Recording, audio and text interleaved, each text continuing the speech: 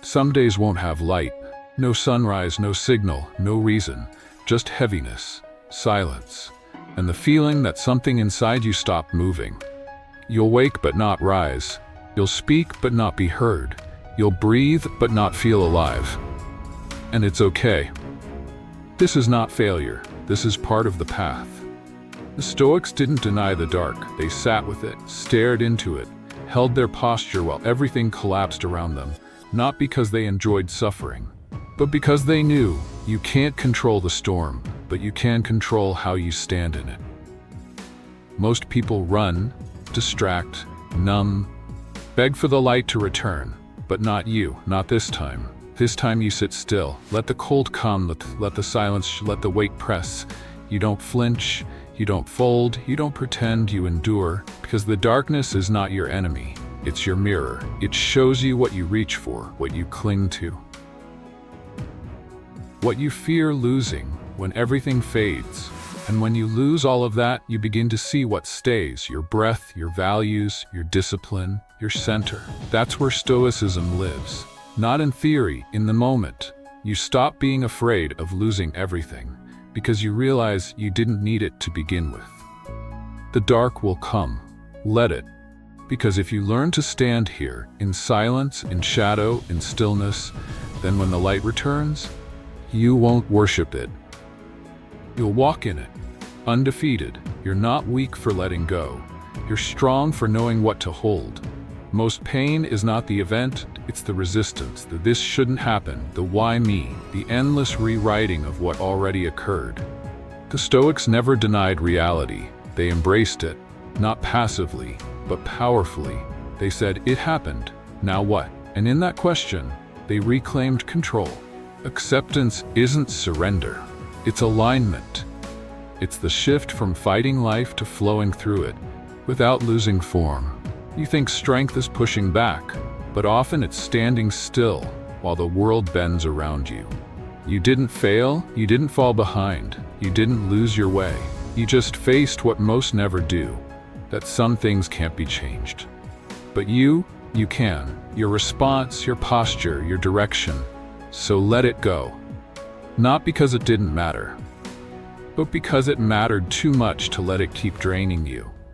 The Stoics taught, if it's outside your control, it doesn't belong to you. Let them feel what they feel, let the world spin how it spins, let the moment unfold without needing to bend it. That's not apathy, that's clarity, because when you stop resisting, you stop bleeding. When you accept, you become immovable, not emotionless, just undisturbed.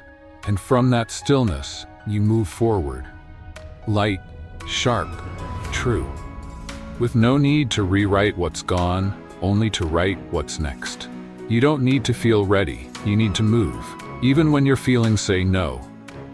Emotions come fast, loud, demanding, but discipline whispers, and the Stoics knew which voice to follow.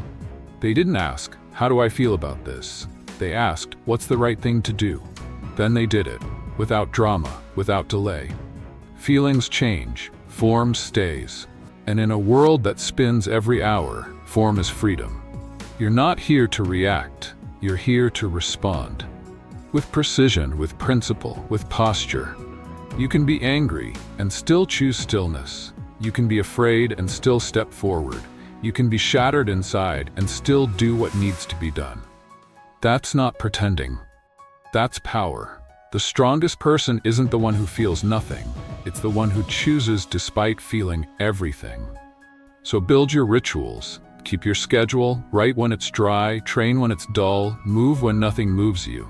Because discipline is the anchor that holds you steady when emotions scream for chaos. Don't follow the feeling. Lead it, show it where to go or let it pass, but never let it steer the wheel. Stability isn't silence, it's repetition. And every time you return to your rhythm, you remind the world, I am not moved by noise, I move from within. Everything changes. The weather, the people, the mood, the path. But one thing doesn't. Virtue. The Stoics didn't chase comfort, they chased character. Because when everything else fades, only who you are remains. When the room is silent, when the plans collapse, When no one's watching, that's when virtue speaks. Not loud, not proud, but clear. Like a compass that never points wrong. Wisdom, justice, courage, temperance. Not just words, not just ideals, but muscles to be trained until they hold your spine when life tries to fold you. Wisdom, to know what matters when everything feels urgent. Justice, to treat others right, even when you've been wronged. Courage to act, even when fear screams louder.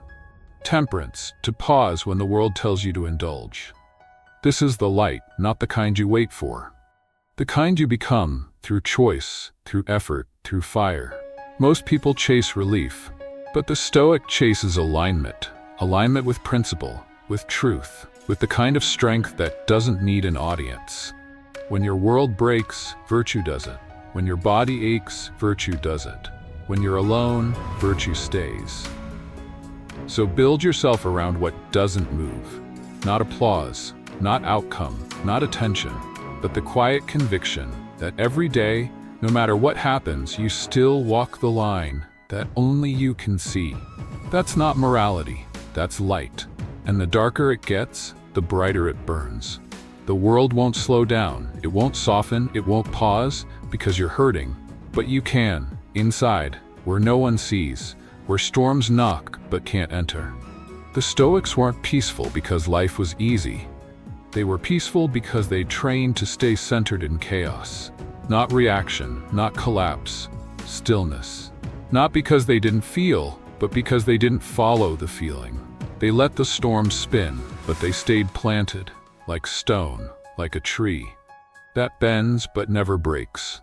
And you've been reacting to comments, to silence, to moods that aren't even yours.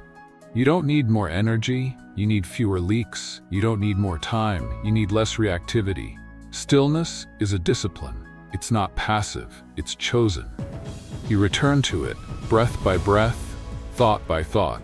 You say, how do I stay calm when everything's on fire? Answer, be the water, not the flame. Be the ground, not the quake. Be the watcher, not the wave. Plant stillness, like a tree in the middle of a battlefield, not to win, but to not be moved. You can't fix it all, you can't please them all, you can't stop the noise, but you can stop letting it dictate who you are today. So anchor, soften the jaw, drop the shoulders, breathe, and remind yourself, the world isn't here to center you. You center you. Every moment, every time, you waited for a sign, for a shift, for something to lift the weight, but it never came, because the light you were waiting for was never out there. The Stoics never expected rescue.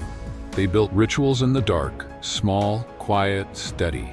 They rose before they were ready. They moved before they were sure. They didn't wait to feel better. They acted better. And the light followed. You think healing is sudden. It's not. It's boring, repetitive, unseen. It's choosing to stand when your knees shake, choosing to show up when your heart whispers, stay down. But over time, you change. Not all at once.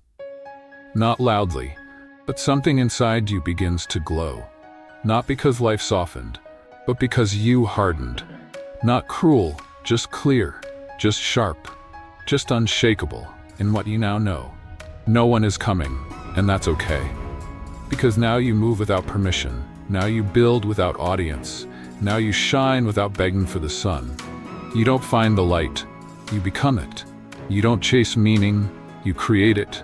You don't wait for the pain to stop, you carry it differently, with discipline, with grace, with the still fire of someone who rebuilt themselves in the dark.